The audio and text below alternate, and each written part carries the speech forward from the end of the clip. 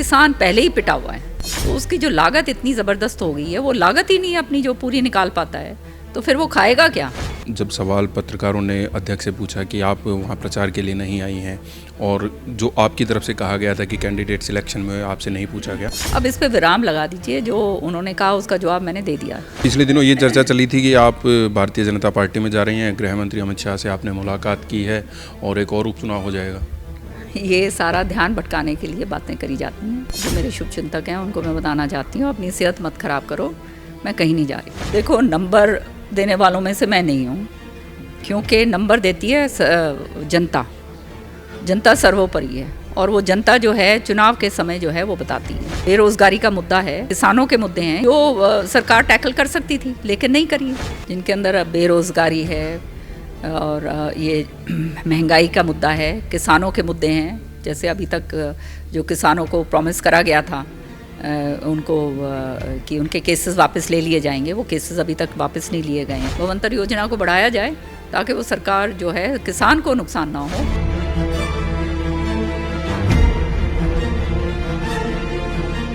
नमस्कार, मैं हूं देवेंद्र, आप देख रहे हैं पंजाब केसरी टीवी। हरियाणा विधानसभा का शीतकालीन सत्र शुरू होगा, उससे पहले विपक्ष के पास क्या कुछ मुद्दे हैं। हरियाणा की वरिष्ठ नेता हरियाणा कांग्रेस की किरण चौधरी तोशाम से विधायक हैं, मेरे साथ हैं। मैम, शीतकालीन सत्र अभी शुरू होगा, किस तरीके की तैयारियां हैं और क्या मुद्दे आप लेकर आए हैं? हर एक सत्र से पहले तैयारी पूरी करती हूँ मैं, आप जानते हैं। बहुत सारे मुद्दे हैं जो पूरे हरियाणा को इफ़ेक्ट करते हैं। मेरे पास जो जगह जगह से लोग लेकर आते हैं, जिनके अंदर बेरोज़गारी है और ये महंगाई का मुद्दा है, किसानों के मुद्दे हैं। जैसे अभी तक जो किसानों को प्रॉमिस करा गया था उनको कि उनके केसेस वापस ले लिए जाएंगे, वो केसेस अभी तक वापस नहीं लिए गए हैं। ये हम सरकार से पूछेंगे। साथ ही साथ आपने देखा पिछले दिनों में बाजरा की जो खरीद हुई थी, तो एमएसपी पे सरकार कहती है कि हम एमएसपी पूरी दे रहे हैं। तो एमएसपी जो है बाजरे की खरीद जो थी वो 2300 रुपये प्रति क्विंटल जो होनी चाहिए थी, वो तो हो ही नहीं। हम मंडियों के अंदर गए तो वहाँ पर लोगों ने हमें बताया, मंडी के अंदर लोगों ने, कि 1600 रुपये प्रति क्विंटल के ऊपर बाजरा जो है वो बिक रहा है।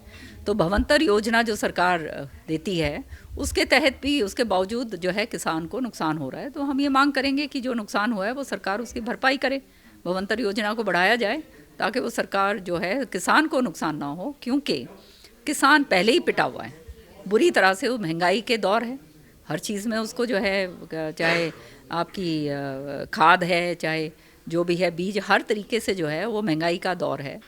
डीजल इतना महंगा हो गया है, सब कुछ, तो उसकी जो लागत इतनी ज़बरदस्त हो गई है, वो लागत ही नहीं अपनी जो पूरी निकाल पाता है, तो फिर वो खाएगा क्या। तो ये सारी इश्यूज़ हैं, ड्रग्स का इश्यूज़ हैं, सारी बहुत सारे इश्यूज़ हैं जो विधानसभा के अंदर हम उठाएंगे।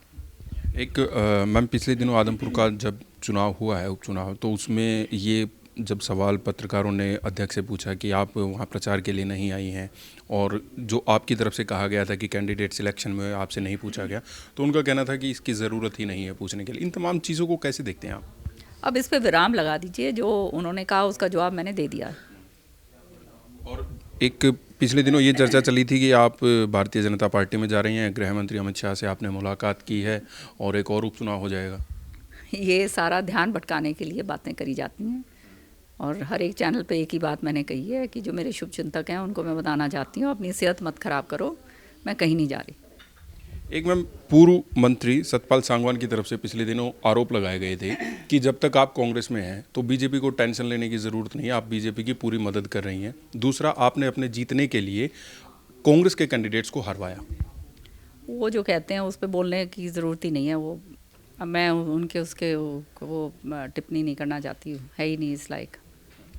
एक मैम, किरण कार्यकर्ताओं के द्वारा आप लगातार कार्यक्रम कर रही हैं, किस तरीके से आप देखती हैं लोगों का जो रिस्पॉन्स आ रहा है? क्या मुख्य रूप से शिकायतें आ रही हैं लोगों की तरफ से? देखो, कांग्रेस का जो कैंडिडेट, जो कार्यकर्ता हैं, हमारे कार्यकर्ता सारे हरियाणा में फैले हुए हैं। चौधरी बंसी लाल जी के, सुरेंद्र सिंह जी के, हवीपा के पुराने लोग हैं, जो नए लोग हमारे साथ जुड़े थे। तो जो घरों के अंदर बैठ गए थे और अपने आप को अपेक्षित महसूस कर रहे थे कि उनके साथ कुछ भी नहीं हुआ, तो मतलब ना संगठन में उनको जगह दी गई ना कहीं और, तो नेचुरली जो है मायूसी तो होती है। सो उन लोगों को संगठित करने के लिए, दोबारा से जोश भरने के लिए, कांग्रेस पार्टी को मजबूत करने के लिए मैं ये कार्यकर्ताओं का द्वार जो है, ये प्रोग्राम मैंने शुरू करा है। और ये क्योंकि हमारे जो है लोग जो हैं पूरे हरियाणा के अंदर हैं, तो वो इधर उधर बिखराव ना हो, पार्टी के साथ जुड़े रहें, ये काम करने के लिए मैं निकली हूँ। और सरकार के खिलाफ भी कुछ बोल रहे हैं लोग, क्या किस तरीके का रिस्पॉन्स है? वो तो मुद्दे हम विधानसभा के अंदर उठाएंगे, सारे के सारे मुद्दे हैं ही सरकार के खिलाफ जो हैं, वो मुद्दे तो हम उठाएंगे। भाजपा की सरकार को 8 साल हो गए और गठबंधन सरकार को 3 साल हो गए हैं। आप कितने नंबर अगर देना चाहें तो इसमें 10 में से, और दूसरा किस तरीके की देखते हैं ये सरकार की कार्यशैली रही? देखो, नंबर देने वालों में से मैं नहीं हूँ, क्योंकि नंबर देती है जनता। जनता सर्वोपरि है, और वो जनता जो है चुनाव के समय जो है वो बताती है, तो आंकलन जो है वो उससे होता है। अब मेरे कहने से किसी और के कहने से क्या फ़र्क पड़ता है? इस सरकार के काम को, नीतियों को किस तरीके से देखते हैं आप 8 साल को, कार्यकाल को? हाँ, गवर्नेंस जो है पूरी मिस गवर्नेंस है, इसमें कोई शक की बात नहीं है। बहुत सारे ऐसे मुद्दे हैं जो टैकल नहीं हो पाए हैं, जो टैकल होने चाहिए थे, जो गवर्नेंस के इश्यूज़ हैं वो नहीं टैकल हो पाए हैं।